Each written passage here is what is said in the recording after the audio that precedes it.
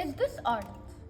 Interesting enough, this piece by Cy Twombly was sold for $69.9 million, while this piece by Barnett Newman is sold for $84 million. Makes you question, what constitutes art? I think what defines art is originality, authenticity, and liveliness. Universal language of expression. I would say anything that's aesthetically pleasing to the eye, anything that would define as eye candy. Starry Nights painting by Vincent van Gogh. Maybe 15 to 20K? I mean, some effort was put into this. I would say about 40 reals. 60 reals. 100 to 150. Art can roughly be defined as the expression or application of a human creative skill and imagination, typically in a visual form such as painting or sculpture. Art is a word that we hear pretty much everywhere. The word art in itself derives from the Latin ars, which means skill or craft. While the above description of art gives us a clear idea, there is no single agreed upon definition. Many believe that art is any piece of work or craft that stirs emotions in us, which in essence makes it more of a subjective experience than anything else. It's been argued that art came into existence before language. Cave drawings were discovered during the Stone Age, more specifically in Altamira in Spain. These date back to the Upper Paleolithic age.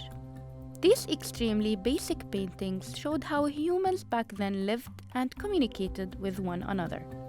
Moving into the Neolithic era, humans began to form settlements. Because the humans felt secure and didn't have to relocate as much, they could spend more time doing things like art. And that's exactly what they did. In this period, we saw humans getting more sophisticated, going so far as to building statues, totems, and shrines in honor of their ancestors. Eventually, literacy began to take hold in some societies, with hieroglyphics forming the basis of communication in ancient Egypt. This form of writing was the beginning of the end for cave art. Throughout the years, art was often used as a propaganda tool for religious and political causes. It was used to present political leaders in a positive light, such as Napoleon Bonaparte, whom was following Louis XIV's example of propagandizing art, and in doing so, turning himself into a bigger-than-life character. Fast forward, in the 1800s, novelist Théophile Gautier publishes an essay which argues that art must free itself from the agendas of government. He said that the point of good art is to be art for its own sake, as he put it in French, l'art pour l'art. This doctrine of art became the life motto for a new generation of artists whom will craft modern art. There is no wrong answer to what art is, as art is a very individualistic experience. This could be summed up by painter and art theorist Wassily Kandinsky's quote, "There is no must in art, because art is free."